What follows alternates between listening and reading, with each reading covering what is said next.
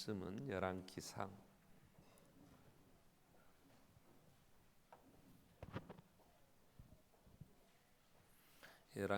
2장 1절로 12절 말씀을 봉독합니다. 다윗이 죽을 날이 임박하매 그의 아들 솔로몬에게 명령하여 이르되 내가 이제 세상 모든 사람이 가는 길로 가게 되었노니 너는 힘써 대장부가 되고 내 하나님 여호와의 명령을 지켜 그 길로 행하여 그 법률과 계명과 율례와 증거를 모세의 율법에 기록된 대로 지키라. 그리하면 내가 무엇을 하든지 어디로 가든지 형통할지라. 여호와께서 내 일에 대하여 말씀하시기를 만일 내 자손들이 그들의 길을 삼가 마음을 다하고 성품을 다하여 진실이 내 앞에서 행하면 이스라엘 왕위에 오를 사람이 내게서 끊어지지 아니하리라 하신 말씀을 확실히 이루게 하시리라. 스룹야의 아들 요압이 내게 행한 일 곧 이스라엘 군대의 두 사령관 넬의 아들 아브넬과 예델의 아들 아마사에게 행한 일을 내가 알거니와 그가 그들을 죽여 태평시대에 전쟁의 피를 흘리고 전쟁의 피를 자기의 허리에 띤 띠와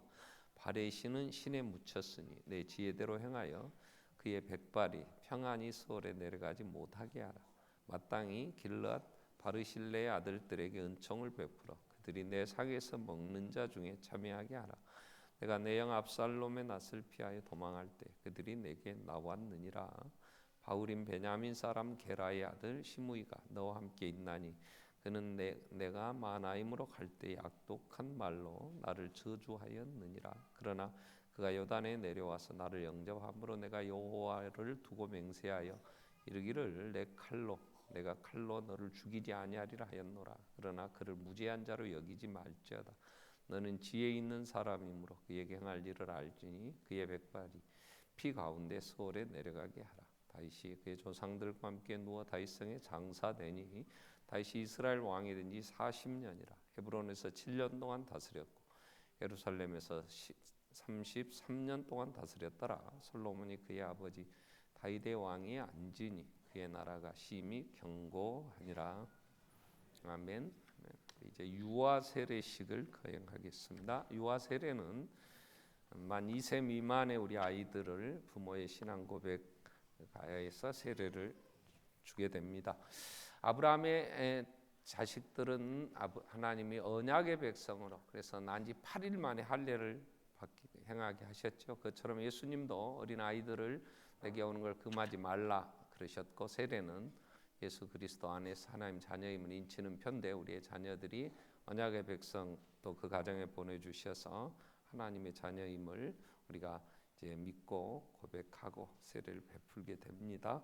제가 이름 부르면 부모님들이 대답하고 일어나시기를 바랍니다. 신애린, 하서윤, 나주완, 이채아, 박단비, 김주온, 전윤서, 김세봄, 홍성률.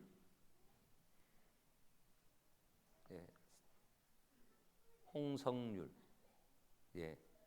서약하겠습니다. 부모님들의 신앙 고백으로 이제 세례를 베풀게 되고 여러분이 이 아이가 성년이 되어 이제 자신의 신앙 고백으로 입교할 때까지 여러분이 잘 신앙으로 양육하셔야 됩니다. 우리 서약하겠습니다. 여러분이 이 자녀가 예수 그리스도의 피로 씻음 받음과 성령의 새롭게 한 은혜를 받아야 할 것을 믿습니까? 여러분은 믿음으로 자신이 구원받은 것처럼 이 자녀도 예수 그리스도를 신뢰함으로 구원받을 것을 믿습니까? 여러분은 지금 완전히 이 자녀를 하나님께 바치고 겸손한 마음으로 하나님의 은혜를 의지하며 친히 경건한 본을 보이기를 힘쓰며 교회의 법도를 가르치고 그리스도 안에서 믿음으로 양육하기로 서약합니까? 네. 자, 앞으로 나오셔서 세례를 베풀도록 하겠습니다.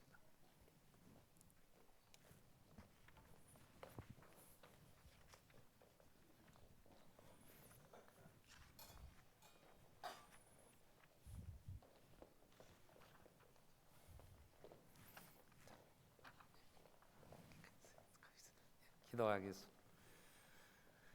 믿음의 가정, 하나님의 자녀된 복된 가정에 언약의 자손으로 보내주신 신혜린에게 내가 성부와 성자와 성령의 이름으로 세례를 주노라. 아멘.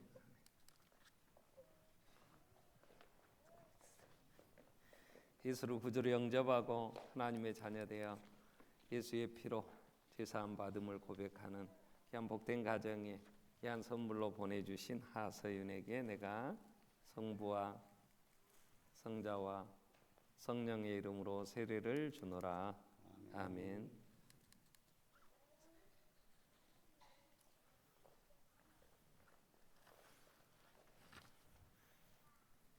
예수 그리스도 안에서 제사함 받아 하나님의 자녀된 복된 가정에 귀한 선물로 보내주신 나 주안에게 내가 성부와 성자와 성령의 이름으로 세례를 주노라.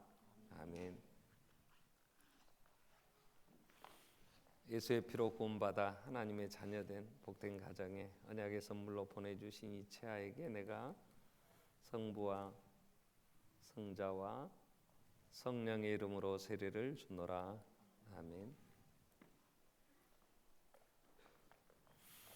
하나님을 사랑하며 예수의 피로 구원받아 하나님의 영광을 돌리기를 소원하는 복된 가정에 언약의 선물로 보내주신 박담비에게 내가 성부와 성자와 성령의 이름으로 세례를 주노라. 아멘. 만세전에 택하여 예수 그리스도의 피로 정결케 하시며 하나님의 자녀로 보내주신 복된 가정에 언약의 선물로 보내주신 김세봄에게 내가 성부와 성자와 성령의 이름으로 세례를 주노라. 아멘. 하나님을 사랑하며 택한 백성들 예수의 피로 구원함을 얻어 하나님 영광을 돌리기를 소원하는 오늘 가정에 귀한 선물로 보내주신 김주원에게 내가 성부와 성자와 성령의 이름으로 세례를 주노라. 아멘. 하나님의 영광을 위하여 살기를 다짐하며 예수의 피로 구원함을 얻어 하나님의 자녀된 복된 가정에 선물로 보내주신 전윤서에게 내가 성부와 성자와 성령의 이름으로 세례를 주노라. 아멘.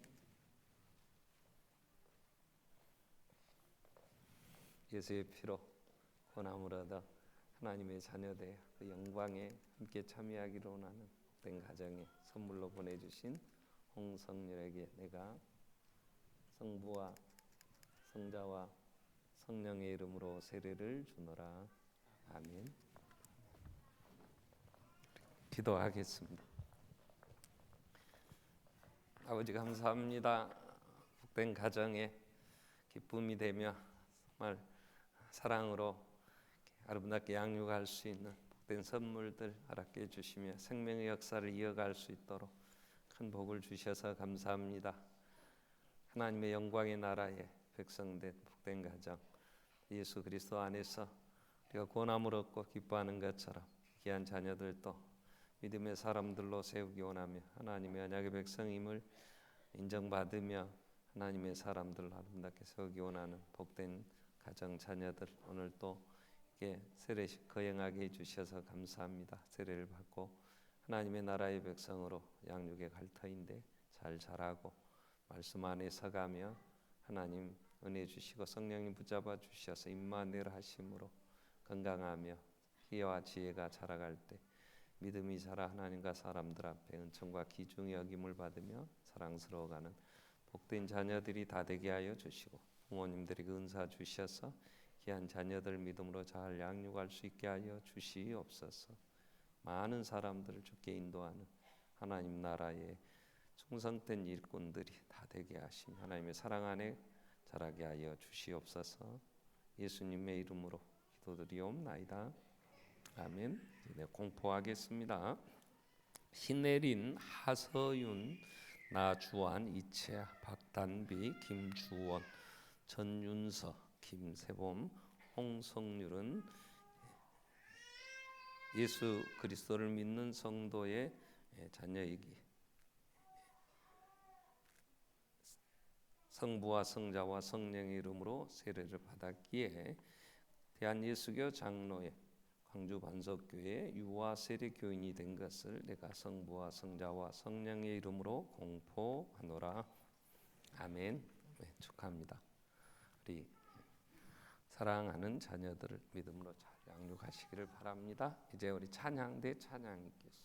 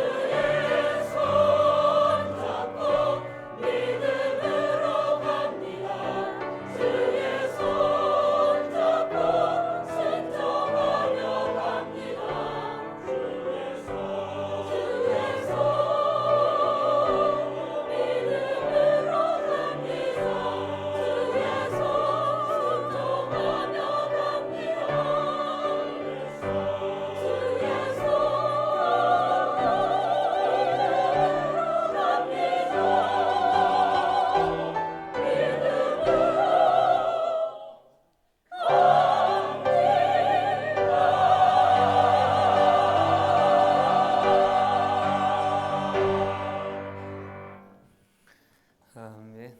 감사합니다. 5월, 6월 달 우리가 열왕기 상을 묵상하게 됩니다. 열왕기 상은 왕들에 대한 얘기인데요. 열왕들에 대한 그 다윗이 죽고 다윗에 대한 건 사무엘하에서 기록이 되어 있고요. 다윗이 죽고 솔로몬이 왕이 되고, 그리고 이제 엘리야가 사역을 하다가 하나님 부르셔서 불병거로 이제 승천하게 되고, 엘리사가 활동하기는 시간 기점으로 11기 상하가 나누어지죠.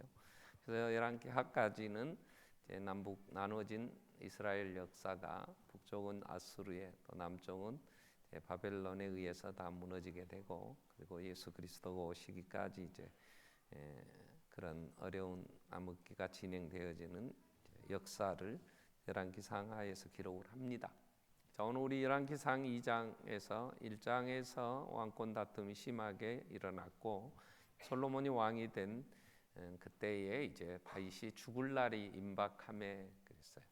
그래서 솔로몬에게 지금 명령을 하게 되죠. 2장 1절. 그래서 오늘 말씀의 제목은 다윗의 유언이라는 제목으로 우리가 말씀을 살피려고 합니다.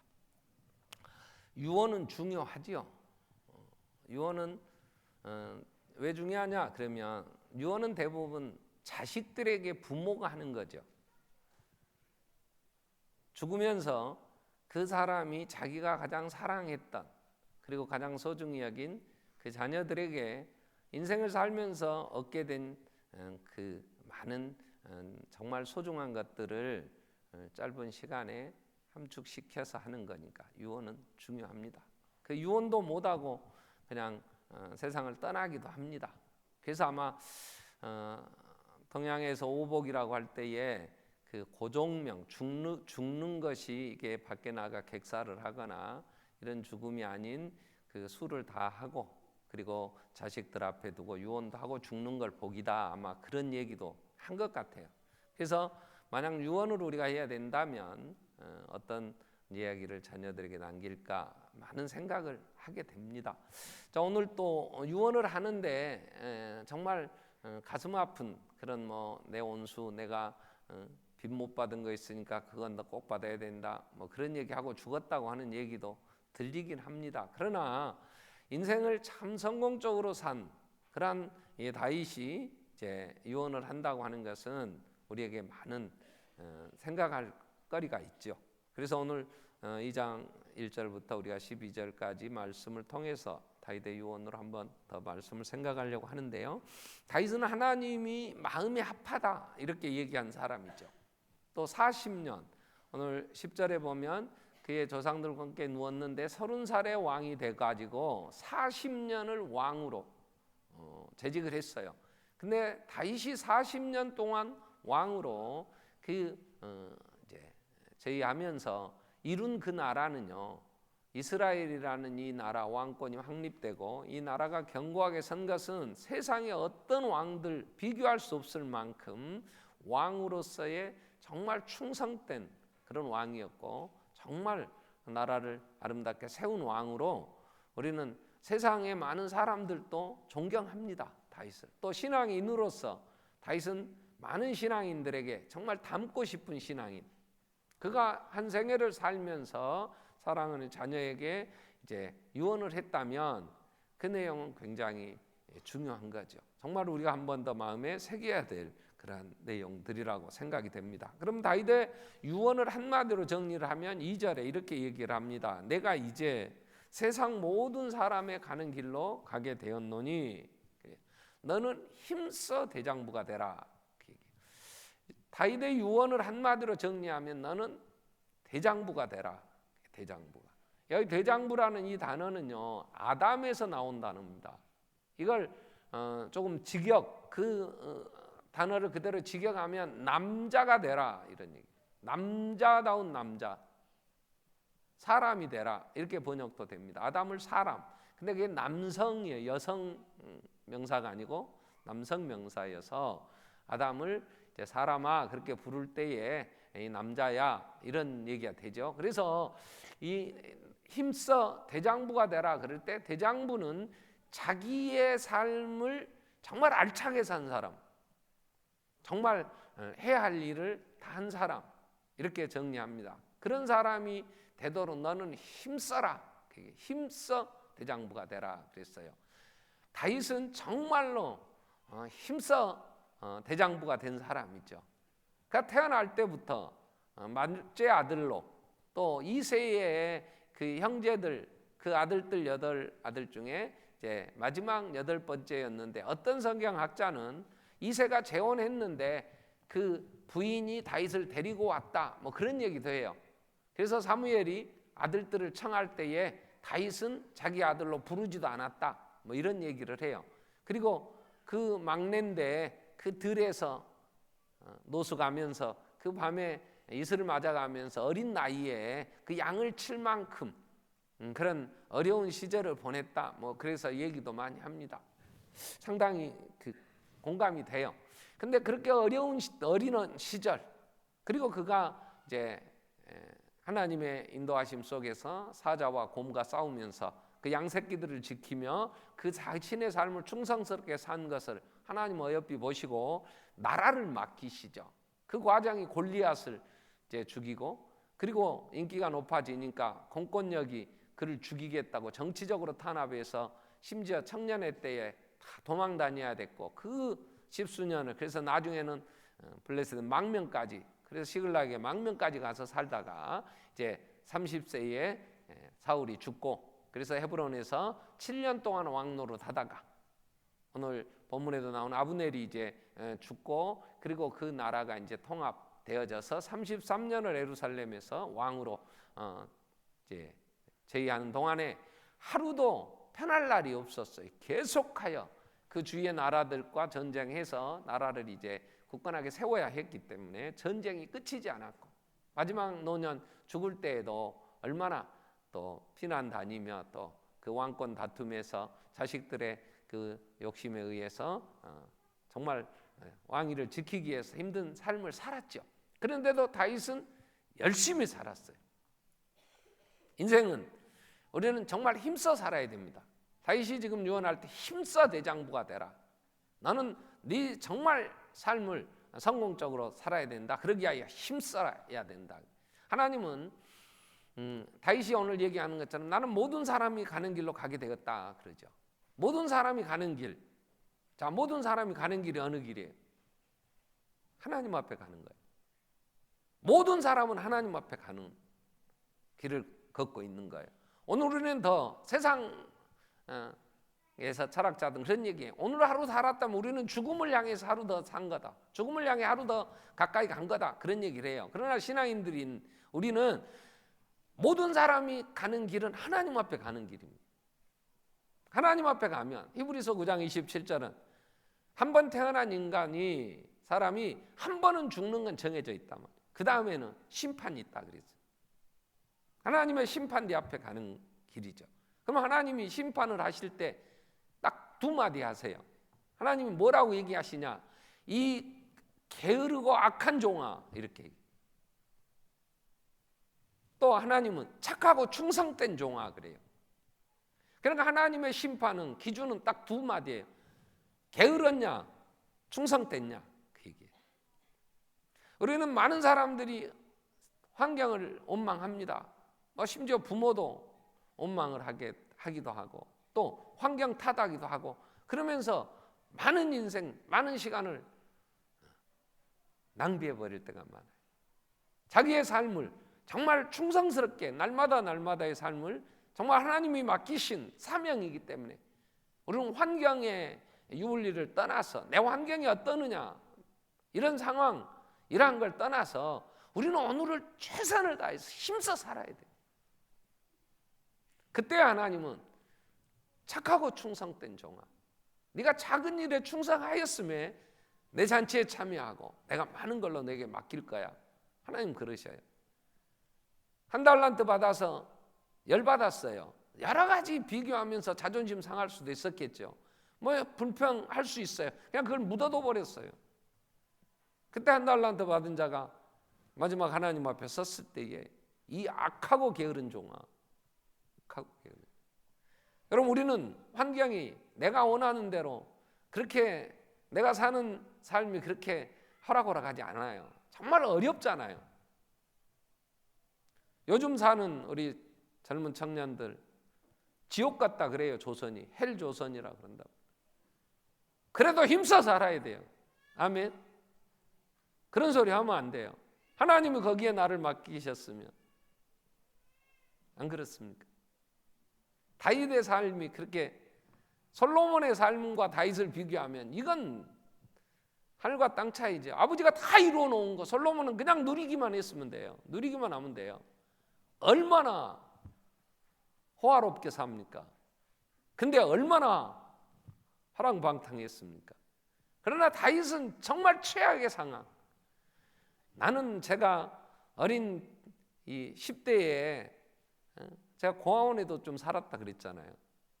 그래서 누가 뭐 어렵게 산다, 우리 청소년들이 불평하고 그러면 제가 속으로 가만히 웃어요. 이놈의 새끼 따뜻한 밥 먹고 살만하니까 그런다 그래요.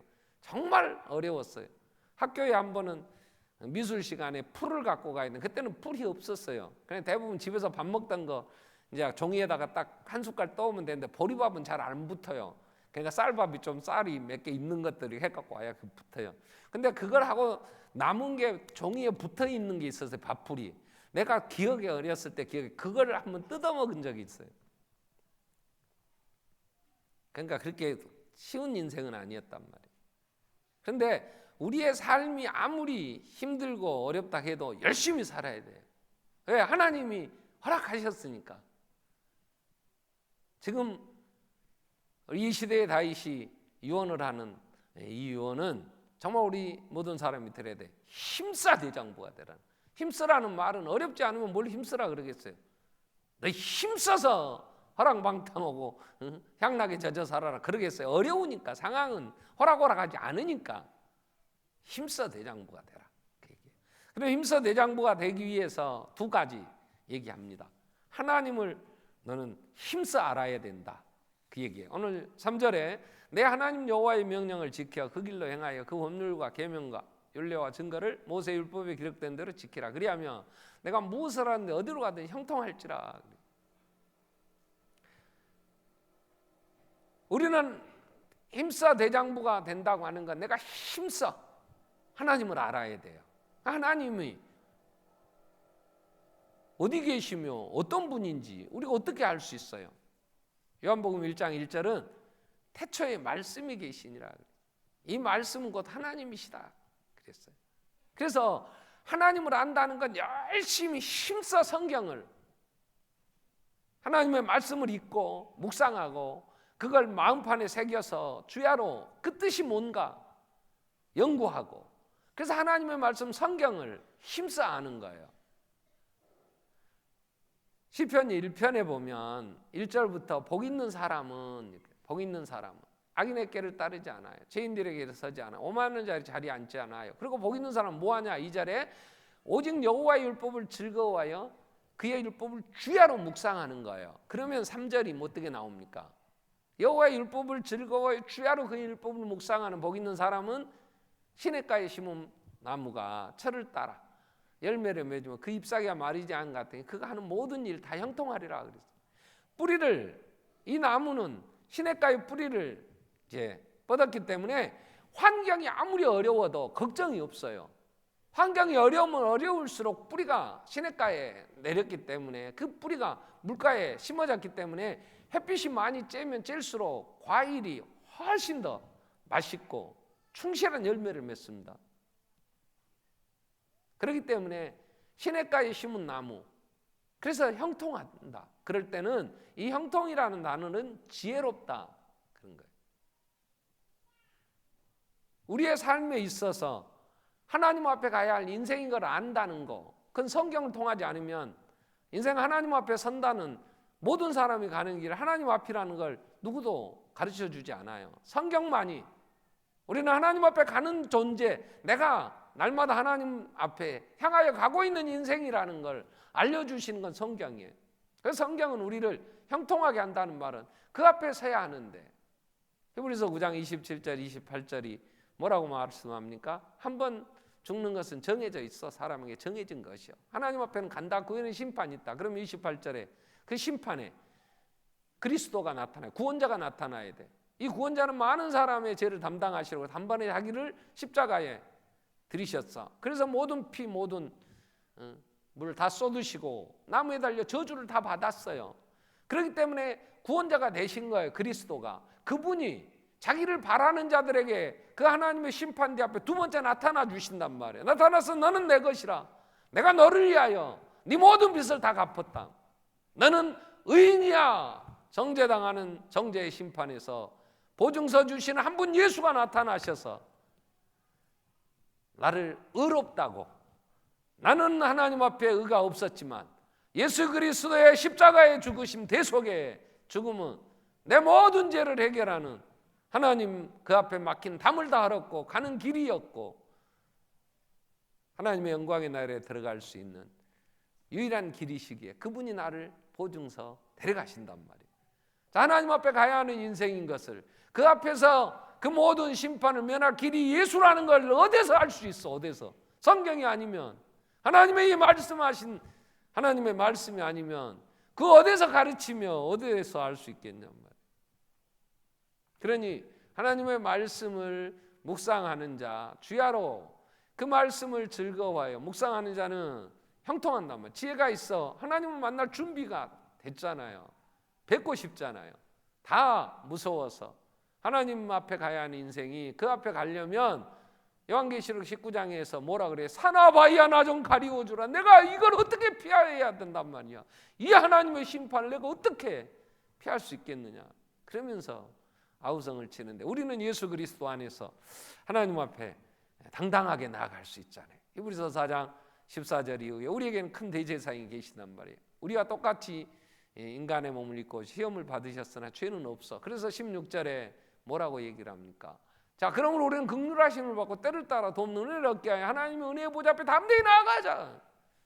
담대하게 갈 수 있는 형통의 길은 예수 그리스도 안에서 갈 수 있는 거예요. 그래서 말씀이 우리를 지혜롭게 한다. 형통의 삶을 살게 해요.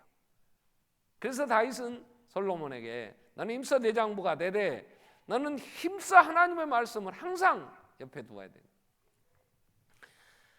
모세의 뒤를 이어서 이스라엘 백성들을 가나안 땅에 인도해 가야 될 참된 안식처에 인도해야 될 여호수아에게 하나님이 여호수아 1장 7절 8절 말씀 보면 이렇게 말씀하세요. 오직 강하고 극히 담대하여 나의 종 모세가 내게 명령한 그 율법을 다 지켜 행하고 오로나 사나 치우치지 말라. 그래야 네가 어디로 가든 형통하리니. 그래.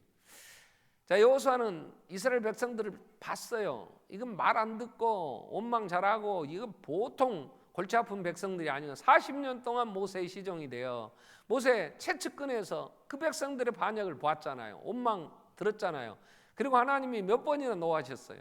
자, 근데 그 백성들을 데리고 가야 되는데 얼마나 걱정이 많겠어요. 그래서 여호수아에게 이러한 상황에 네가 형통할 수 있는 길은 너는 담대하게 모세에게 준 말씀을 지켜 행하라. 좌우로 치우치지 마라. 그러면서 8절에 저는 이렇게 하시는 거예요. 이 율법책을 내 입에서 떠나지 말게 하고 주야로 그것을 묵상해 그 가운데 기록한 대로 다 지켜 행하라. 그리하면 내 길이 평탄할 거야. 내가 형통하리라. 아멘. 환경은 여호수아처럼 어려운 상황에 대권을 이어받아 갖고 그 백성들 그 가나안 땅에 데려가서 다 분배시켜 준다는 게 쉽겠어요?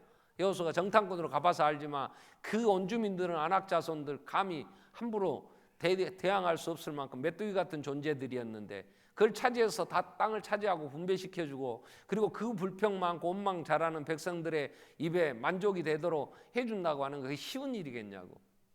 근데 하나님은 내 길이 평탄하고 형통하는 길은 이 율법책을 내 입에서 떠나지 말게 하라 그랬어요. 그래서 우리는 힘써 하나님의 말씀을 묵상하고 그 말씀을 읽고 그 말씀을 애우고 그 말씀이 뭔가에서 연구하고 공부했더니 그 말씀이 나를 인도해.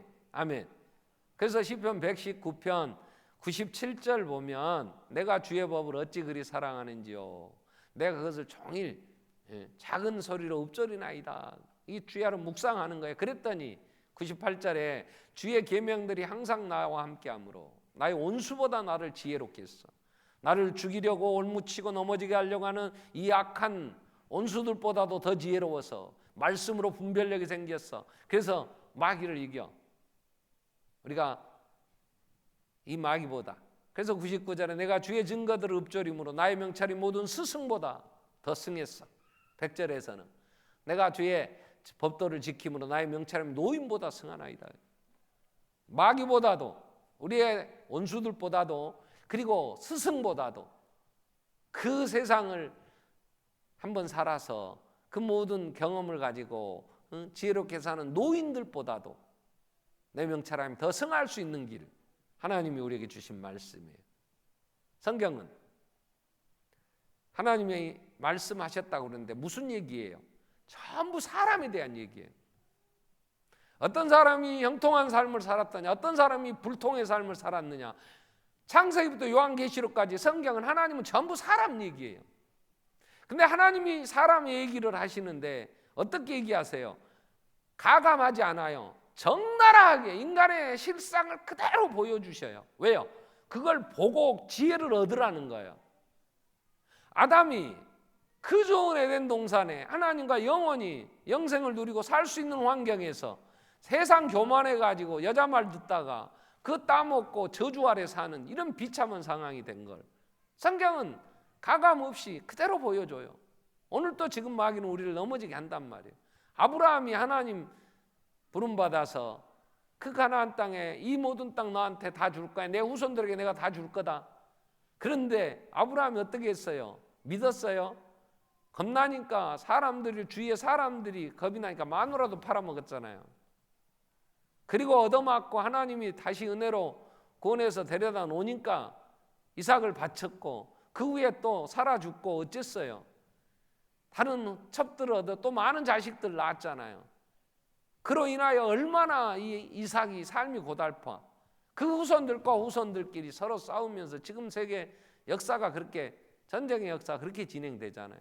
다윗은 어려서부터 그렇게 하나님 의지하고 골리앗도 이겼고 사울 왕도 하나님이 기름 부었는데 내가 어떻게 그를 죽이겠냐, 하나님이 알아서 하실 거야 믿음으로 승리했지만 늙어가지고 자기 손녀뻘 되는 밧세바를 세상에 범하여 그 집에 칼이 떠나지 않고 그로 인하여 자식들끼리 서로 죽이고, 하나님은 다윗이라고 그의 기록을 아름답게 미화시키지 않아요.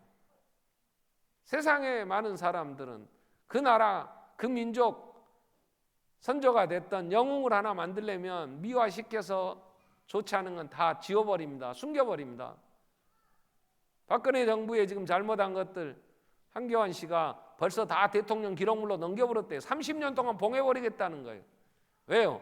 잘못한 거 드러내놔야 후대에 교훈을 얻을 거 아니에요. 다 감춰버리고 어쩌겠다는 거예요. 그러나 성경은 한 번도 그렇게 얘기하신 적이 없어요. 예수님의 족보에 든 유다가 자식을 낳았어요. 베레스를. 누구를 통해 낳았습니까? 며느리가 창녀로 가장해가지고 세상에 창피하게 시아버지가 창녀에게 들어갔는데 그게 지 며느리였어. 창녀인 척 꾸미고 와가지고 그리고 배불러서 죽인다고 할 때 나는 이 사람의 자식을 배웠습니다 하고 유다가 준 증표들을 내놓으니 지 새끼를 뵀는데 어떻게 하겠냐고. 루시라는 여자가 이 오벳을 낳고 오벳시대를 낳고 다윗을 낳는 이 족보에 들어가는데 그 루시 누구예요? 모압 여인이에요. 모압이 누구예요? 아브라함의 조카 롯이 지 딸들과 함께 새끼를 낳았는데 그게 모압과 암몬 족속이에요. 성경은 한 번도 잘못된 거, 부끄러운 것들을 가리지 않았어요. 하나님의 거룩한 성경에 어떻게 이런 추잡한 얘기가 있냐? 성경은 인간이 추잡스러워요. 그러니까 인간의 얘기를 그대로 적어놓은 게 그 인간의 모습을 보면서 우리는 앞서간 그러한 사람들 넘어짐도 보면서 그걸 이겨낸 사람들의 기록도 보면서 교훈을 얻어야지. 그래서 너는 힘써 이 성경을, 그래서 하나님을 알고 두 번째가 뭐예요? 사람을 힘써 알아라. 세 사람 얘기합니다. 대표적인 인물 세 사람, 요압과 바실레와 시므이에 대한 얘기를 하죠. 다윗의 유언 중에 솔로몬에게 네가 조심해야 될 사람이 있다. 스루아의 아들 5절에 보면 요압 얘기를 합니다. 스루아의 아들 요압이 내게 행한 일, 곧 이스라엘 군대의 두 사령관 넬의 아들 아브넬과 예델의 아들 아마사에게 행한 일 네가 알거니와. 그러면서 뭐라 그래요? 그놈 곱게 못 죽게 해라. 죽긴 죽어. 스월에 내려가긴 내려가. 근데 6절에 뭐라고 그랬어요? 그 네 죄대로 행하여 그의 백발이 평안히, 스월이라는 단어가 천국 지옥으로 번역되면 지옥으로 번역돼요. 근데 이 스월이라는 단어는 깊은 물 없는 이제 깊은 이제 구덩이에요. 그러니까 무덤으로 번역되기도 해요. 그러니까 요압이 잘못한 게 있다. 그러니 그 요압이 편히 못 죽게 해라. 7절에 보면 시므이에 대한 얘기를, 8절에 보면 또 시므이에 대한 얘기를 합니다. 바울인 베냐민 사람 게라의 아들 시므이가 악한 독한 말로 나한테 저주했는데 내가 돌아올 때에 또 와갖고 어떻게 아부했는지, 내가 내 칼로는 안 죽인다 그랬는데 9절에 그러나 그를 무죄한 자로 여기지 마라. 너는 지혜 있는 사람이므로 그에게 행할 일 할지 그의 백발이 피 가운데에 수월에 내려가게 해라. 그러니까 이 두 사람 요압과 시므이를 멀리 해라는 거예요. 이건 죽여야 된다. 이건 가까이 두어서는 안 될 사람들이다. 이런 종류. 자, 요압은 철저하게 개인주의입니다. 자기 이익을 위해 산 사람이에요. 이스라엘이라는 나라는 오늘 대한민국과는 전혀 다릅니다. 국가의 개념에서 여러분 이해하면 안 돼요. 이스라엘은 하나님이 내 백성, 그래서 하나님 나라, 이게 교회예요. 교회. 대한민국은 민주공화국이야. 이건 교회가 아니에요. 예수 믿는 사람이 대통령이 되더라도 이 나라를 하나님께 바치면 안 돼. 이 나라는 국민들의 평안과 국민들의 인권을 서로 갑질 못하도록 그 개인 기본권들이 지켜지고, 소수 성애자들, 뭐 동성연애 하는 사람들, 뭐 그런 사람들은 다 죽여야 됩니까? 그건 저주받은 인생입니까? 그럼 교회에서는 그럴 수 있어요. 우리는 받아들일 수 없어요. 그러나 대통령 될 사람이 그들은 필요 없다. 그들은 유린당해도 그들의 인권은 무시돼야 된다. 그러면 대한민국 민주공화국의 대통령이 될 수 없는 거예요. 그 소수자들도 성적으로 우리에게 취향이 다르다 해도 그들도 대한민국의 시민권을 가졌는데 왜 그들의 인권은 그러면 안 지켜줘야 되냔 말이야. 그걸 가지고 막 교회들이 뭐 어쩌고. 여기는 대한민국 민주공화국이지 하나님의 나라 신정국가가 아니에요. 근데 이스라엘은 하나님이 택한 아브라함이 우선 내 백성, 하나님의 백성들, 이건 하나님이 통치하신 하나님의 나라를 이게 보여주는 거예요. 근데 이 요압은 다윗의 조카입니다. 스루야라는 다윗의 누이의 아들들이에요. 삼형제가. 근데 이 다윗의 누이 스루야가 큰딸 정도는 된 것 같아요. 그러니까 그 아들이 다윗보다 나이가 많아. 제가 보기에는 나이가 많아. 아무리 찾아도 요압의 나이가 몇 살인지 뭐 찾아볼 긴 없으나 다윗이 피난 다닐 그 10대에 이미 요압과 이들은 큰 장수였어. 이 세 형제가 자기 삼촌에게, 외삼촌에게 이제 하나님이 그를 왕으로 세웠으니까 다윗이 왕권을 가졌을 때도, 왕이 됐을 때도 이미 장수가 돼서 그 군대를 장악하고 있었거든요. 그리고 아브넬이 사울 왕 때에 이 아브넬은 이제 군대 장관이었기 때문에 다윗이 골리앗을 죽이러 갈 때 사울이 물어봐. 누구 아들이냐? 그랬더니 아브넬이 나도 이건 누구 아들인지 모르겠습니다. 그때 다윗이 어린 17세쯤 됐을 때 벌써 아브넬은 대장수였거든.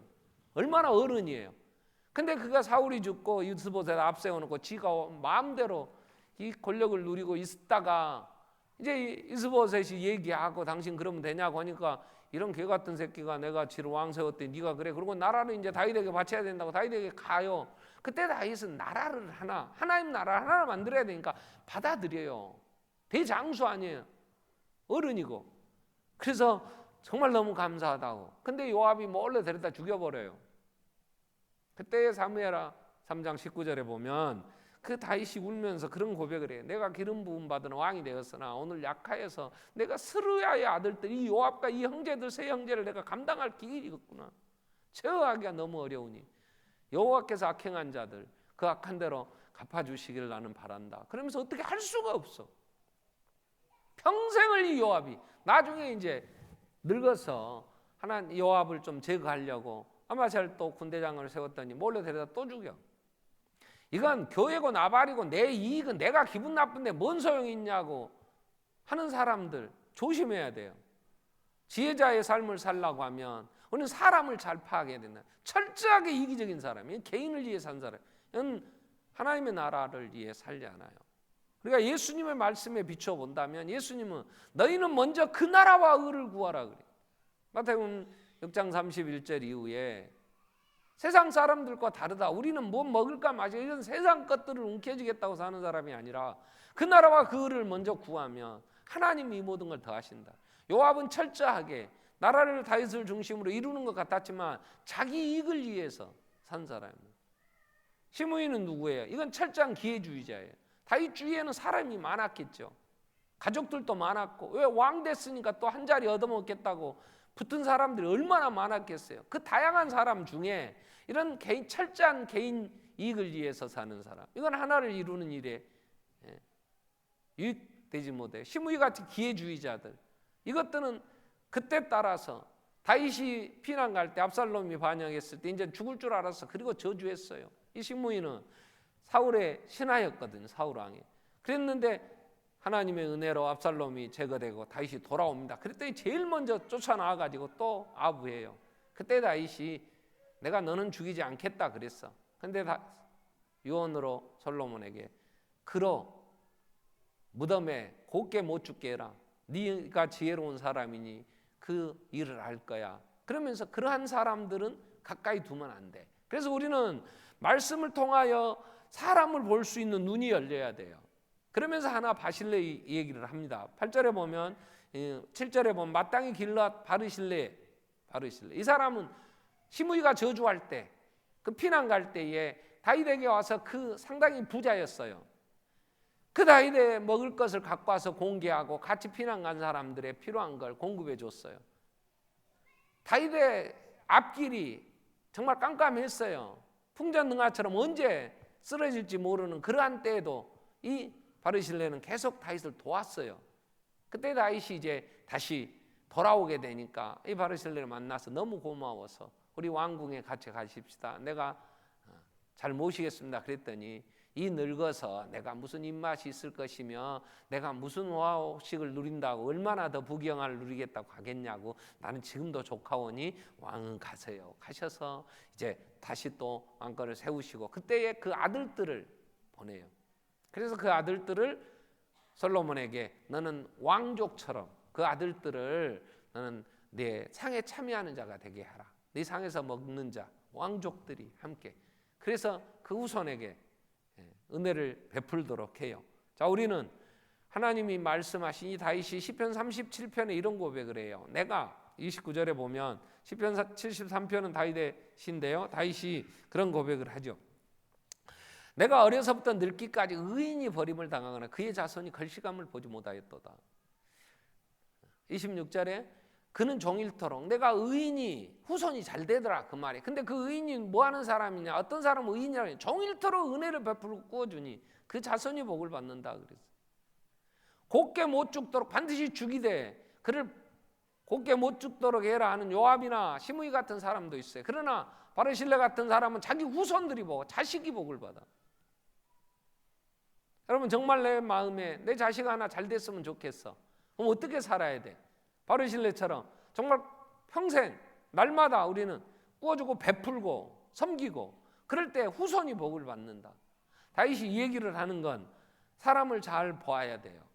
그래서 우리는 기도하기를 하나님 내 눈이 할례를 받아 사람을 잘 분별하게 해주세요. 내 귀가 할례를 받아 사람들의 소리를 잘 들을 줄 알아야 돼요. 시므이 같은 이런 아부하는 소리에 빠지면 안 돼요. 눈이 있어 요압 같은 개인적인 이익을 챙기는 이런 사익을 찾는 사람들을 가까이 하지 말아야 돼. 또 우리가 마음의 할례를 받아 내가 그렇게 살면 안 돼. 내가 요압이나 시므이처럼 아주 간사하게 그 이익을 소탐대실이라 그래요. 미련하게 그건 내게 별로 유익이 안 될 것을 챙겨 먹다가 큰 걸 잃어버리는 하나님의 나라를 잃어버리는 이런 어리석은 삶이 우리 안에 있단 말이에요. 우리는 다윗이 유언했을 때에 우리가 그런 사람도 분별해내야 되고 바르실레처럼 이런 사람과 같이 이루고 산다면 내 삶이 얼마나 풍성하겠어요. 그러나 먼저 내가 내 마음의 할례를 받아 내가 어떤 사람인가를 봐야지. 내가 정말 내 후손이 복을 받고 하나님은 잠언 19장 17절에도 가난한 자를 불쌍히 여기는 것은 여호와께 구워주는 것이다. 하나님 구워드린 거예요. 필요하면 하나님 내가 구워줬던 거 주세요. 이럴 수 있어. 그건 가난한 자를 불쌍히 여기는 그의 선행을 하나님이 갚아주신다 그랬어. 21절에 길을 막고 가난한 자가 부르짖는 소리를 듣지 않으면 자기가 부르짖을 때도 들을 자가 없어. 하나님도 안 들어. 여러분 우리도 필요해요. 나도 지금 있어야 돼.